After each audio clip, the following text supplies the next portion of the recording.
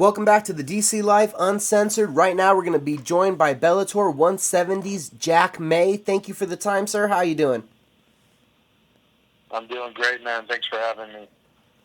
It's my pleasure. Getting a fight with Bellator in your home state. What's your expectations for this one? How are you feeling with camp?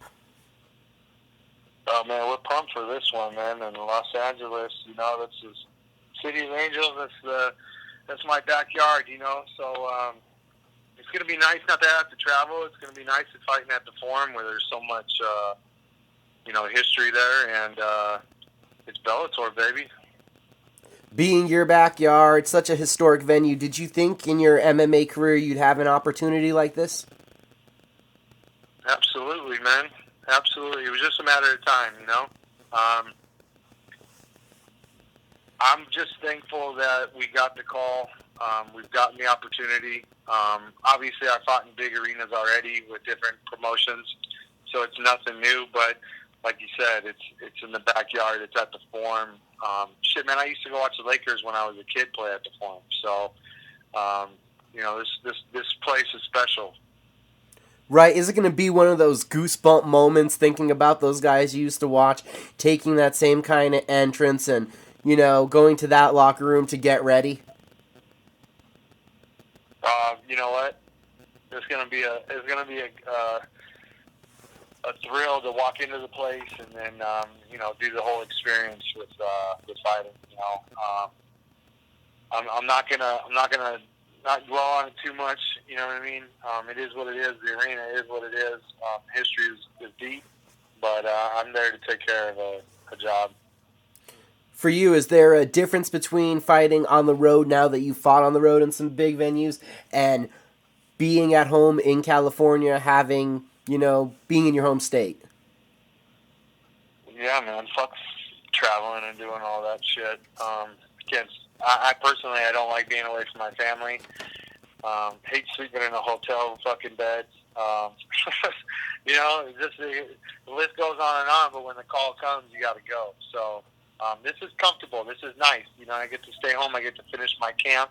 There's a lot of things around here, resources for me that I can, I can take care of and use.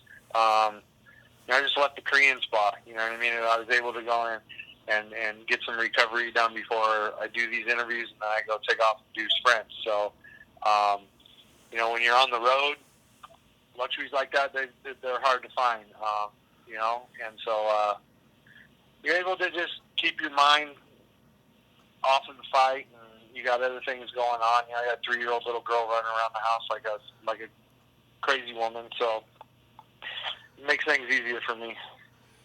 It's a nice distraction to have that and not have the stresses of the traveling, is what you're saying?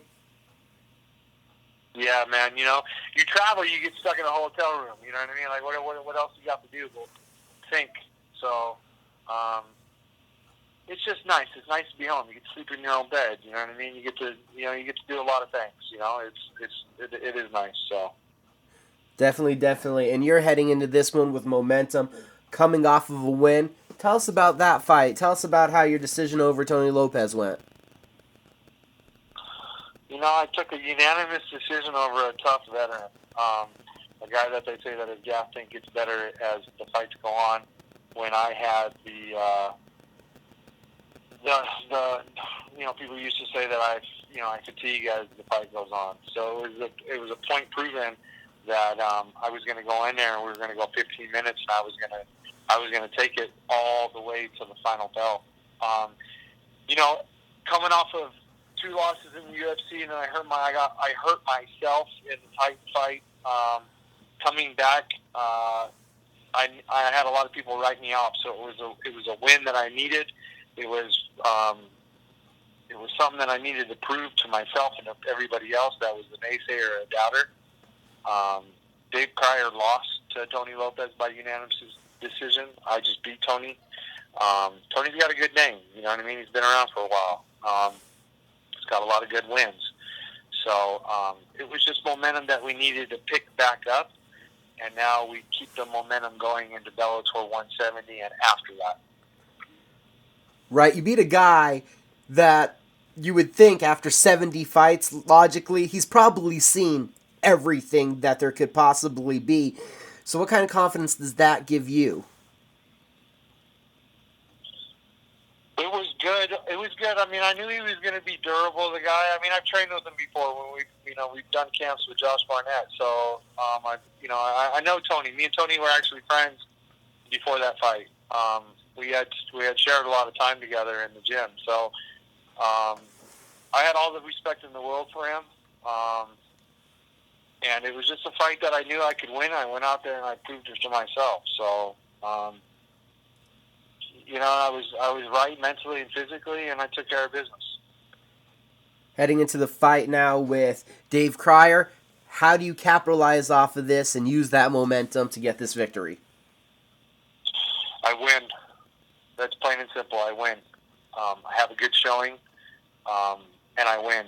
And there's no fucking if, ands, and but about it. You go out there and you take care of business, and if you do what you're supposed to do, then what follows after that is rightful so. So I've got one objective in mind, and that's going out there and handling this dude. And then after that, we keep it rolling. There's a freight train on the tracks, man. And when you step in front of that motherfucker, you're going to get ran over. I was listening to some other interviews with you recently before we're talking, and you sound just more invigorated right now. I am back in the big show, man, and where I belong. I'm tired of nickeling and diming it, and catching fights, and then having guys pull out, and dealing with all the bullshit. I want to be back in the big show. I fought a couple of really tough guys in the UFC. Things didn't go my way, but I continue to stay on the mat, train hard, and I just feel like this is where I belong. So I'm here to show the world that I belong here. I'm not just here for one fight. I want my contract, and I want to ride this out. Looking at Dave, do you see anything in his game that's going to present an obstacle for you at this point? Well, according to people that I've talked to, he's got good boxing, heavy hands, kicks hard. He's a black belt in jiu-jitsu. Sounds like the complete package to me, doesn't it? Sounds like a very durable, tough fighter, so going to be a good one, you're thinking? I think it's going to be a great one. It's going to be a barn burner. In your growth, where have you been working? What have you really been concentrating on to complete your game? Staying healthy, strength and conditioning, pushing it past the levels that I was at. My striking has always been my forte. So adding tools to that and sharpening the ones that I have. Working with Brady Fink on my jiu-jitsu. A lot of wrestling. I think I was doing a lot of things wrong. And working with him, he's able to show me, the things that I need to be doing as a big heavyweight. So a lot of things that we worked on are things that worked good for me. We've had a camp tailored for me. I work with the strength and conditioning coach who is specific just for me. And I think that's what I needed. I was doing strength and conditioning in body with Marcus Martinez, and I was training alongside Cisco Rivera from the UFC, who's a fucking bantamweight, and we were doing the same workouts. But we're two different individuals in size and fight styles. So it wasn't specifically tailored for me. When I was at CSW with Eric Paulson, there was never a camp that was tailored specifically for me.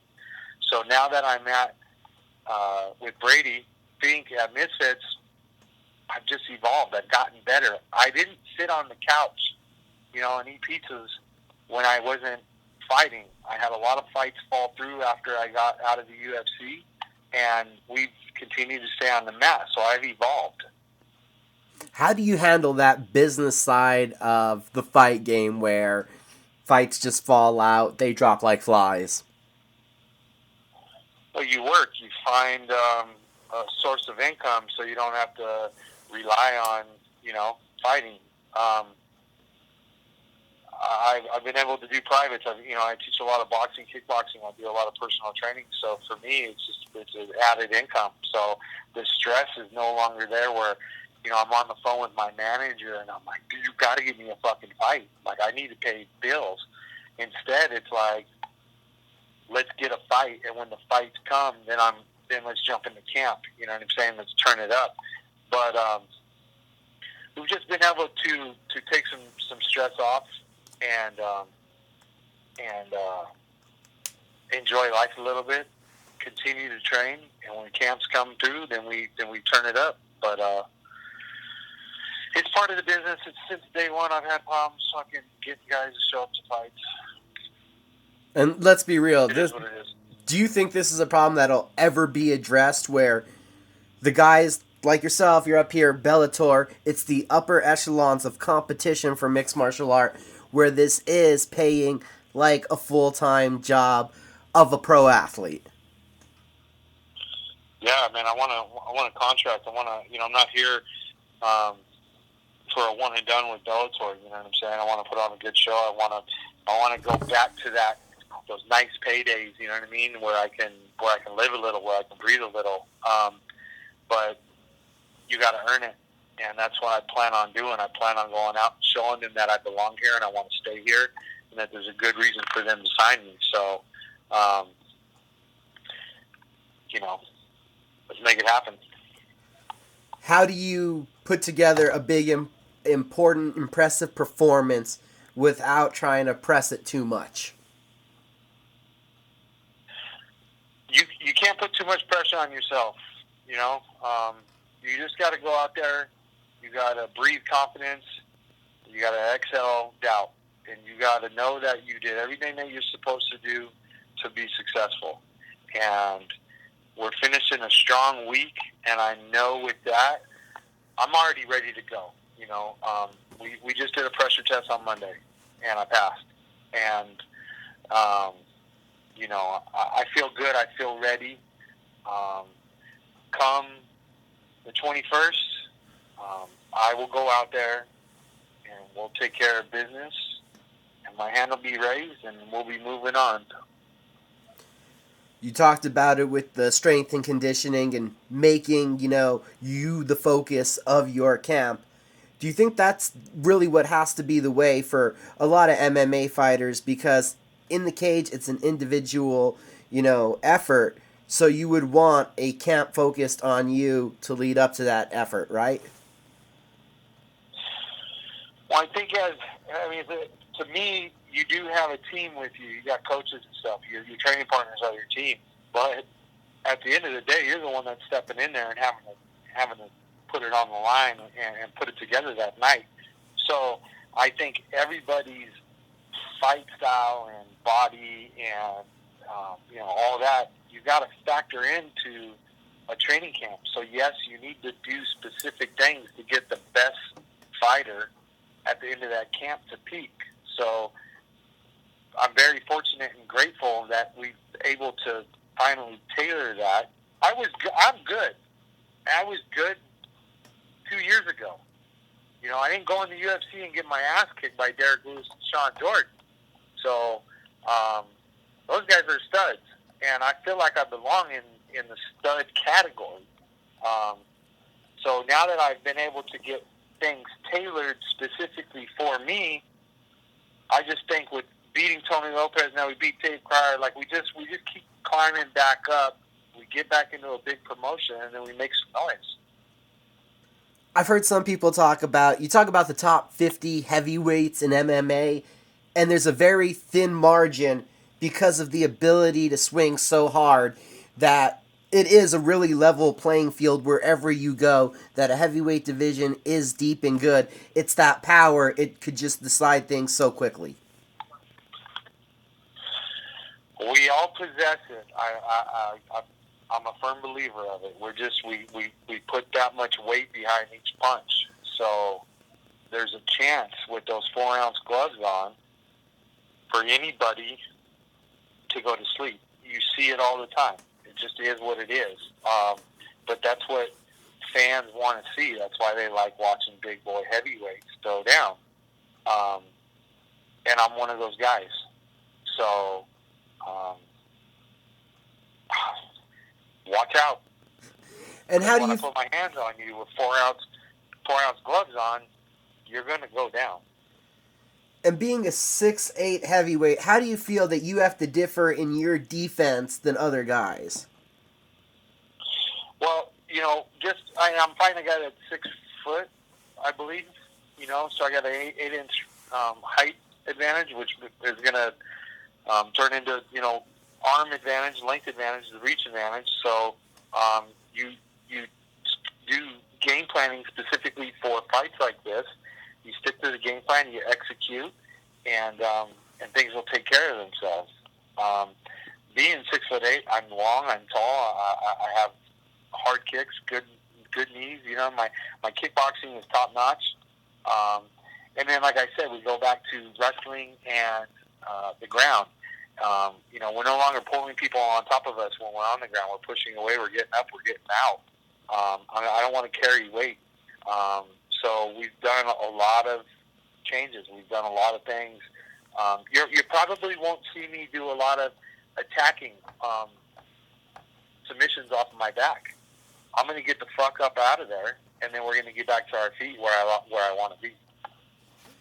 Since your amateur days and your early K1 days, everything you've put in towards this run, how has your mindset and mentality towards the fight and how you're going to attack an opponent changed over the time? Well, you got to remain positive, man. You got to remain, keep your eye on the prize leading into every fight. You've got to remove all doubt. You've got to believe in yourself. There's a reason why. I'm 8-3, so I'm successful in the sport, and I must be doing something right, So I believe in my abilities. I believe in my training. I believe in this is God's plan. He's put me in front of the Bellator people, and now it's up to me to go out and do what I need to do. But I'm a strong-minded individual, physically strong, and when put together, it's dangerous. What do you do to make an impact in this division once they give you the title or give you the contract? You've got to rally off just wins. You've got to win.